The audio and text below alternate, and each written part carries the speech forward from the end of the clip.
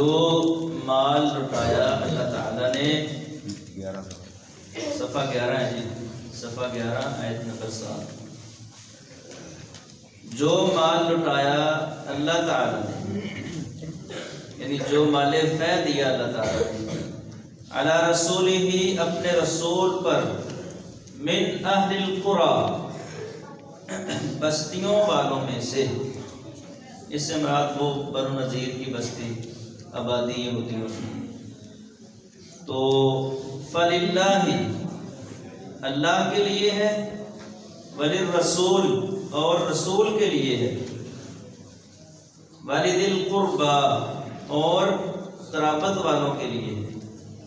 والیتامی والمساکین وابن السبیل اور یتیموں کے لیے اور مسکینوں کے لیے اور مسافروں کے لیے، کئی لا یکون دولتاً بین الاغنیاء تاکہ وہ غنی لوگوں کے درمیان ہی گھومنے والا نہ بن جائے، منکم تم میں سے، وما آتاکم الرسول فخذوہ اور جو دیں تم کو رسول صلی اللہ علیہ وسلم تو تم اس کو لے لو، وما نہاکم عنہ فانتہوا اور جس چیز سے وہ تم کو منع کریں اس سے رک جاؤ، واتقوا اللہ اور تم اللہ سے ڈرو، ان اللہ شدید العقاب بے شک اللہ وہ سخت سزا دینے والا ہے۔ یہ آیت پہلے بھی ہم نے پڑھ لی تھی، دوبارہ اس لیے دہرائی ہے کہ اگلی آیت کے ساتھ اس کا تعلق ہے۔ مال فے کی میں نے بتائی تھی آپ کو تعریف کہ وہ مال جو جنگ لڑے بغیر، کہ جس میں ہر مجاہد کو الگ الگ اپنے جوہر دکھانے پڑے، دشمن سے ٹکرانا پڑے، کچھ زخمی ہوں کچھ شہید ہوں، اپنی جان کو خطرے میں ڈالنا پڑے، ہر ایک کو الگ الگ، تو جو فتح ہوتی ہے پھر مال ملتا ہے، اس کو کہتے ہیں مال غنیمت۔ اور جس جنگ میں ہر مجاہد کو الگ الگ نہ لڑنا پڑے، مسلمانوں کی اجتماعی قوت سے ہی ڈر کر دشمن شکست تسلیم کر لے اور ہتھیار پھینک دے،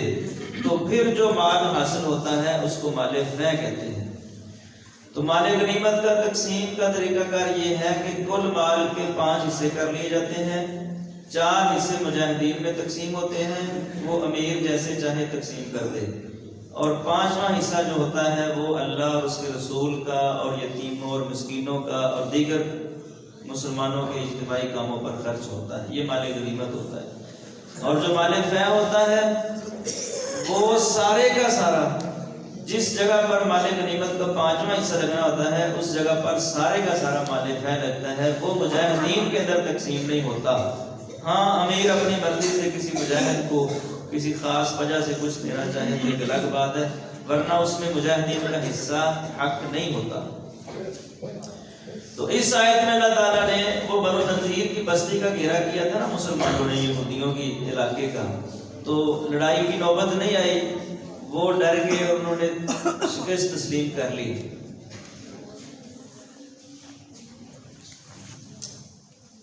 تو وہ جو مال حاصل ہوا تھا اس کو مال فے بولتے ہیں، بنو نذیر کا جو مال تھا، تو اس کی تقسیم کا یہاں اللہ تعالیٰ طریقہ کار بتا رہے ہیں کہ وہ سارے کا سارا اللہ کا ہے، اس کے رسول کا ہے، اور قرابت داری پہ خرچ ہوگا۔ یہاں قرابت داری سے مراد رسول اللہ صلی اللہ علیہ وسلم کے رشتہ دار ہیں، اور یتیموں اور مسکینوں اور مسافروں۔ اس وقت مسافروں کا بڑا مسئلہ تھا، خاص کر کے مسافر سے مراد یہاں مہاجر بھی ہو سکتا ہے، کہ دور دراز سے لوگ آتے تھے اور پردیسی اجنبی لوگ ہوتے تھے۔ کئی لا یکون دولتاً بین الاغنیاء تاکہ یہ دولت جو ہے غنی لوگوں کے درمیان ہی تم میں سے گردش کرنے والی نہ بن جائے، بلکہ غریبوں تک بھی پہنچے، مسکینوں تک بھی پہنچے۔ پھر یہاں پر ایک سوال پیدا ہو سکتا تھا کہ ہو سکتا کوئی کہے کہ یار یہ کیا ہوا، آخر فتح تو مجاہدین کی وجہ سے ہی ہوئی نا،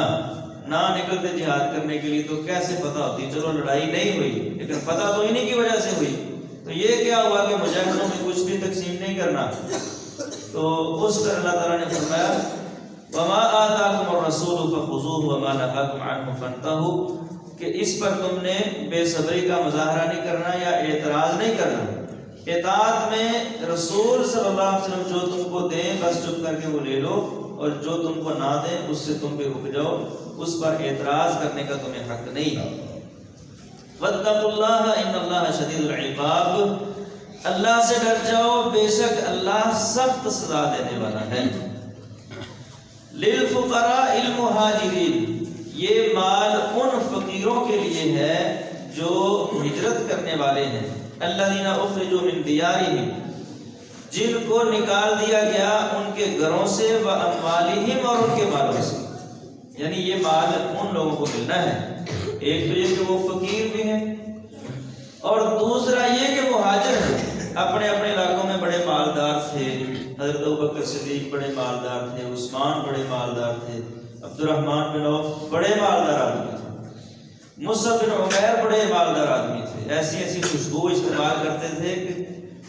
عام بندے کے بس میں نہیں ہوتی تھی کہ وہ خوشبو لگائے، مہنگی خوشبوئیں اور کپڑے اور لباس اور بڑے گال و نخرے والے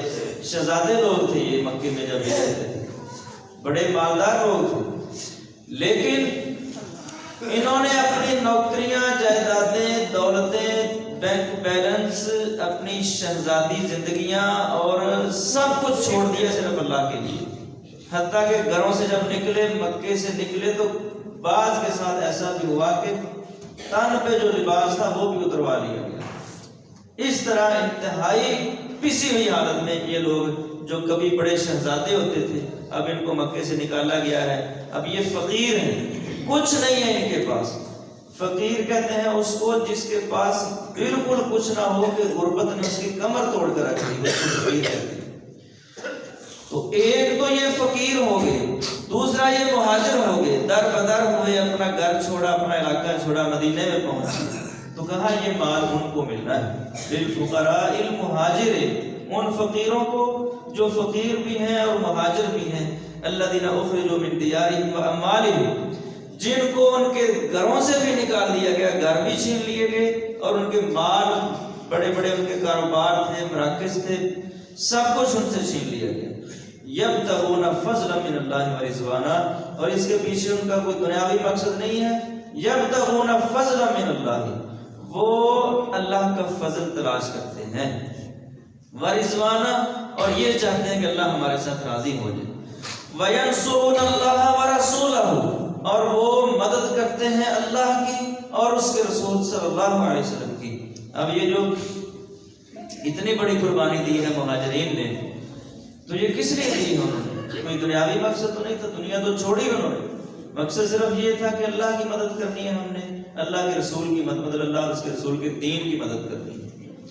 اولئک هم الصادقون، فرمایا یہ لوگ ہیں جو صحیح معنوں میں سچے لوگ ہیں، حقیقی سچے لوگ یہ لوگ ہیں۔ والذین تبوأوا الدار والایمان، اچھا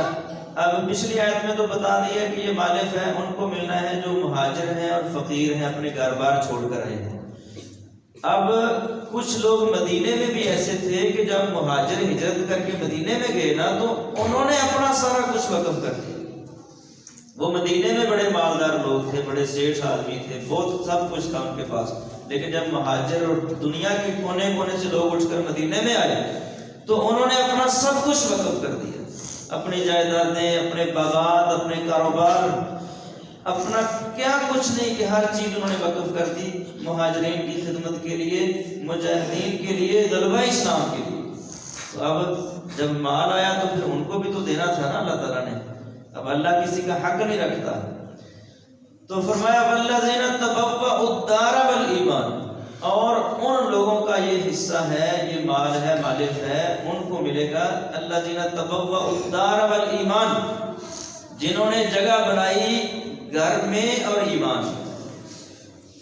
یہاں دار سے مراد مدینہ ہے، یعنی جنہوں نے مدینے میں جگہ بنائی اور ایمان میں جگہ بنائی، مدینے میں تھے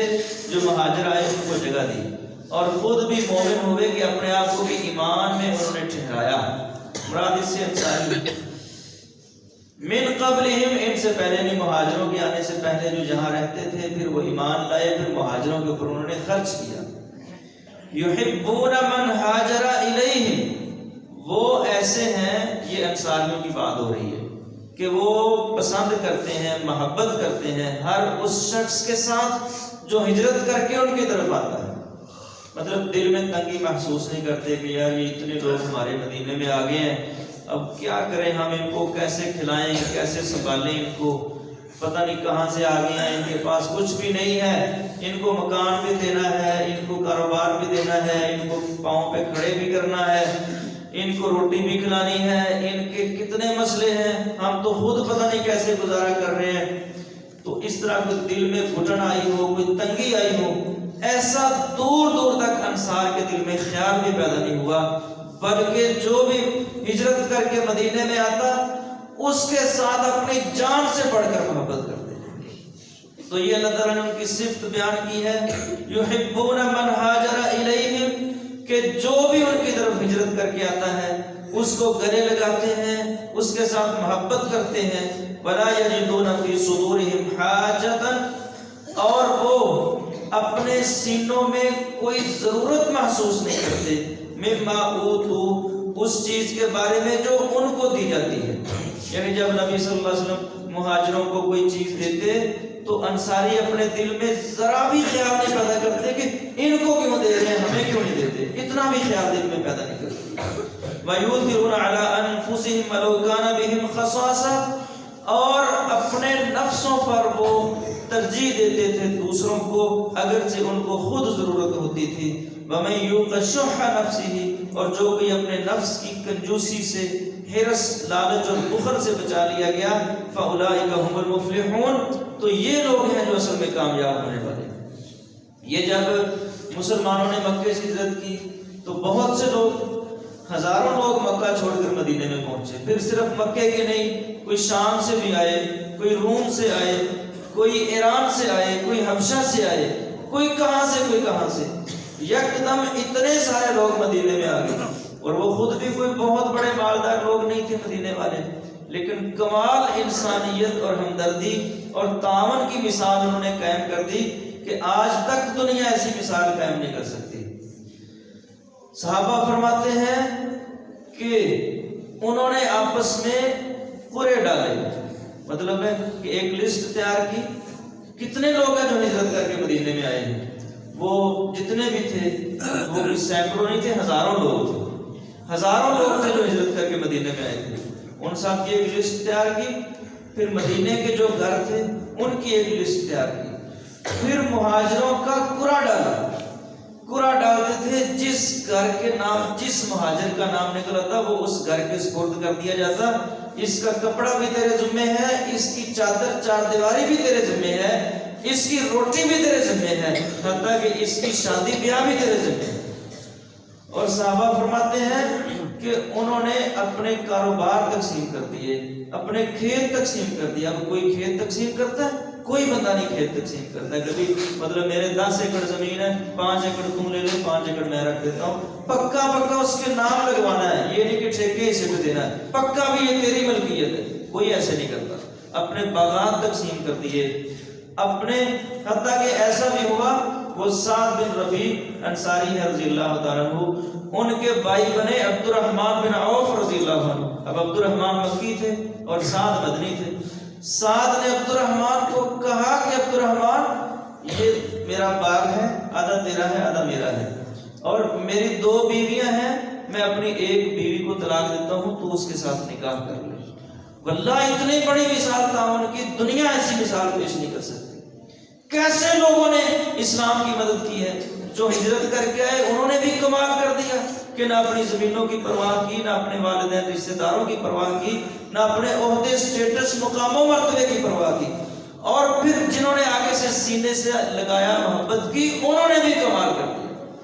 کوئی ایک مثال مجھے دکھا ہو ایسی کہ کسی شخص نے کہا ہو کہ میں اپنی 2 بیویوں میں سے ایک کو طلاق دیتا ہوں اور تو اس کے ساتھ شادی کر. واللہ ایسی کوئی مثال نہیں.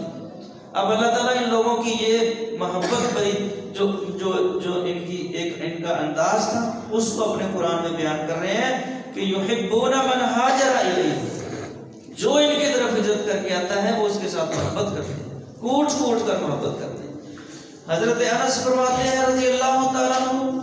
کہ میں نے کہا اللہ کے رسول، ہم نے اس سے زیادہ محبت کرنے والی قوم کوئی نہیں دیکھی. یہ اتنی محبت کرتے ہیں ہمارے ساتھ، انہوں نے چھوڑا کچھ نہیں ہے، ہر چیز ہمیں دے دی۔ پھر فرماتے ہیں مجھے تو ڈر لگتا ہے کہیں یہ ہم سے زیادہ آخرت نہ لے جائے، یہ اتنا تعاون کر رہے ہیں ہمارے ساتھ، یہ دیکھو صحابہ کی فکر دیکھو کہ یہ آخرت ہم سے زیادہ لے جائے۔ نبی صلی اللہ علیہ وسلم نے فرمایا انس تم ان کی تعریف کیا کرو اور ان کے ساتھ دعا کیا کرو، جتنی آخرت اللہ ان کو دے گا اللہ اتنی تمہیں بھی دے گا۔ ایک دفعہ ایسا ہوا کہ رسول اللہ صلی اللہ علیہ وسلم نے کچھ کھجوریں آئیں تو انصاریوں میں تقسیم کرنا چاہا، مطلب ہے کہ مہاجروں کو بھی بہت کچھ مل چکا تھا، آپ نے کہا چلو اس بار انصاریوں کو تقسیم کرتے ہیں۔ انصار کہنے لگے اللہ کے رسول جب تک آپ ہمارے مہاجر بھائیوں کو اس میں سے حصہ نہیں دیں گے ہم اس میں سے کچھ بھی نہیں، آپ ان کو دو گے تو ہم لیں گے ورنہ ہم نے نہیں لیں۔ اور اتنا اپنے آپ پر دوسروں کو ترجیح دینے والے، یہ اللہ تعالیٰ نے فرمایا نا وَيُؤْثِرُونَ عَلَىٰ أَنفُسِهِمْ وَلَوْ كَانَ بِهِمْ خَصَاصَةٌ، اپنے نفسوں پر دوسروں کو ترجیح دیتے ہیں خواہ ان کو خود اس کی ضرورت ہو۔ اس کی شاندار مثال یہ ہے کہ رسول اللہ صلی اللہ علیہ وسلم کے ایک مہمان آگے مسجد میں تھے، کوئی پردیسی مہاجر آدمی آ گیا نا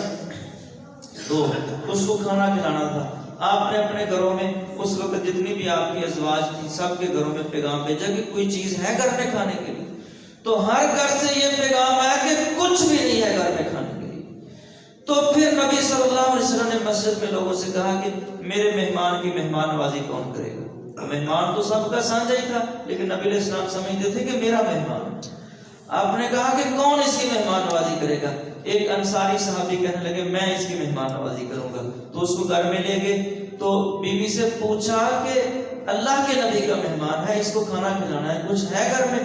وہ کہنے لگی کہ کچھ بھی نہیں ہے، بس ایک بندے کا کھانا ہے، وہ آپ کھا لو یا مہمان کو کھلا دو،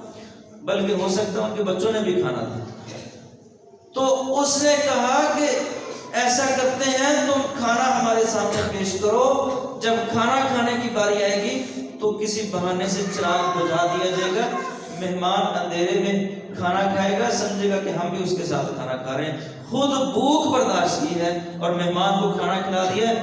صبح ہوئی تو اللہ تعالیٰ نے وحی کے ذریعے نبی صلی اللہ علیہ وسلم کو رات کی ساری کہانی بتا دی کہ اس طرح رات ہوا ہے۔ تو نبی صلی اللہ علیہ وسلم نے اس شخص کو بڑے خوشی کے ساتھ اس کو ملے اور فرمایا کہ اللہ تعالیٰ نے رات کے تیرے عمل کی بڑی تعریف کی ہے۔ مطلب اس طرح لوگوں نے قربانیاں دی ہیں اور آنے والوں کو اپنے سینوں کے ساتھ لگایا ہے اور یوں پھر اسلام کی آبیاری ہوئی ہے، انہوں نے اس طرح اللہ اور اس کے رسول کی مدد کی ہے۔ تو اب جن لوگوں نے، ایک تو وہ تھے جو ہجرت کر کے سب کچھ چھوڑ چھاڑ کر آئے تھے، کہا ان کو ملے گا، اور دوسرے یہ تھے جنہوں نے کمال درجے کی قربانیاں دی، اپنے باغات اور کھیت کھلیان اور زمینیں جائیدادیں وقف کر دی۔ تو فرمایا کہ یہ جو مال فے اللہ نے دیا ہے بنو نذیر کا، یہ ان لوگوں کو ملے گا جنہوں نے، جو انصاری بن کر جنہوں نے مہاجروں کی مدد کی ہے۔ پھر فرمایا وَمَن يُوقَ شُحَّ نَفْسِهِ